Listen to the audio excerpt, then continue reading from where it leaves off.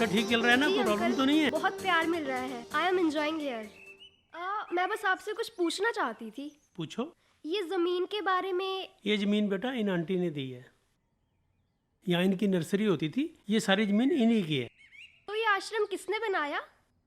बस करो यार, तुम मोड़ते भी ना बस एक के बाद एक सवाल। भाई साहब, बच्चे कुछ पूछ रहे हैं, बताइए ना इन्हें कि ये आश्रम कैसे बना। बेटा मेरा स्वभाव है, मैं जहाँ से निकलता हूँ, अगर मेरे किसी रिश्तेदार मित्र दोस्त का घर आ जाए तो मैं बिना किसी फॉर्मेलिटी के वहाँ अंदर पहुँच जाता हूँ। ऐसे में एक दिन जा रहा था तो रास्ते में मेरे दोस्त का घर आ गया। दोस्त तो घर पे नहीं था, लेकिन उसके फादर घर पे थे। बाबा जी नमस्ते। कैसे हो?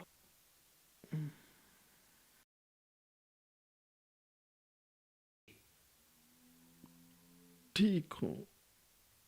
पहचाना नहीं मुझे? पहचान लिया बेटा, पहचान लिया। जय भगवान हो ना? जी। बाबा जी तबीयत ठीक नहीं है क्या? बेटा, भगवान बुढ़ापा किसी को ना दे। बहुत बड़ी लानत है बुढ़ापा। ऐसी बात क्यों कर रहे हो बाबा जी? आप अभी से क्या बूढ़े हो गए बाबा जी? दो दो दो दिन से बहू ने रोटी नहीं दी मुझको। आपने शिवम से बात नहीं की?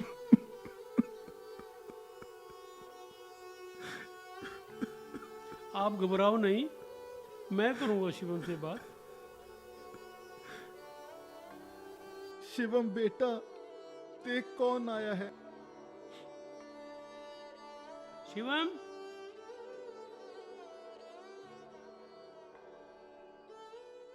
शिवम, शिवम,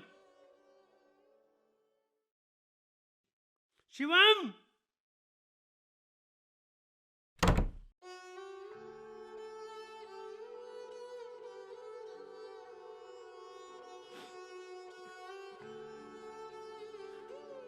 ये क्या हुआ इसको? ऐसे संस्कार तो नहीं दिए थे आपने। देखा तुमने? कहाँ जाऊं मैं? किसे बताऊं अपने दिल का हाल? जब से इसकी मां गई तब से दिन गिन रहा हूं। पहले वो थी तो बना देती थी, पर अब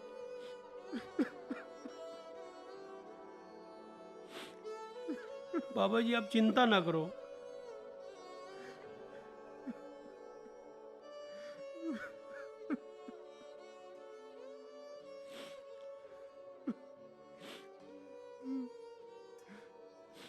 ऐसे नेक कार्य प्रभु इच्छा से ही होते हैं। मनुष्य कुछ नहीं कर सकता, मनुष्य तो निमित्त मात्र ही होता है। वर्ष 1996 की बात है कि गीता जयंती महोत्सव चल रहा था। गीता जयंती महोत्सव में प्रेरणा संस्था को एक बहुत भव्य पंडाल मिलता था और हम उसमें अपनी प्रस्तुति देते थे। जो बच्चे हमने अडॉप्ट कर रखे थे, 250 बच्चे, उनका मिलन समारोह होता था। तो अमित, तेरे को याद होगा सारा, तू तो वहाँ पे होता था हर वर्ष। हाँ बाबूजी, मुझे याद है उस टाइम बहुत बड़ा फंक्शन होता था और उसमें मैं भी परफॉर्म करता था। तो उसमें मेरे को स्टेज पे बोलना था। स्टेज पे जब मेरी बारी आई तो मैंने अपनी स्पीच में कहा कि हमारी संस्था की भावी योजना एक अति सुंदर, भव्य, सभी सुविधाओं से सुसज्जित निःशुल्क वृद्धाश्रम बनाने की है और हम उसके लिए जगह की तलाश में हैं। जिस दिन हमें उपयुक्त जगह मिल गई, हम एक वृद्धाश्रम बनाना शुरू कर दें। तभी आपके जो अंकल है ना रमेश, वो खड़े हुए और मैं स्टेज से नीचे आया तो मेरे कान में बोले हम इसके लिए 1100 गज जगह देने को तैयार हैं। मैं बड़ा हैरान हुआ। मैंने फिर दोबारा से पूछा। उन्होंने कहा कि हाँ हाँ, आप सवेरे हमारी नर्सरी आ जाइए और जगह अगर पसंद आपको आ गई तो आपको 1100 गज जगह दे देंगे। मैं सुबह उनकी नर्सरी पहुंच गया। भाभी जी भी वहाँ पे थे। बहुत सुंदर जगह थी, मेरे को देखते ही पसंद आ गई। मैंने कहा अगर आप लोगों की इच्छा हो तो हम यहाँ वृद्धाश्रम बनाने को तैयार हैं। वो इस बात से बड़े प्रसन्न हुए और फिर उन्होंने अगले दिन उसकी रजिस्ट्री करा दी और इस तरह से वृद्धाश्रम की नींव उस दिन पड़ गई। सोनू के जन्म दिवस के समारोह में और प्रेरणा की दूसरी सभी गतिविधियों में आरती ने खूब बढ़ चढ़ कर भाग लिया। और अगले दिन क्या होगा इसके लिए भी वो बहुत उत्साहित थे।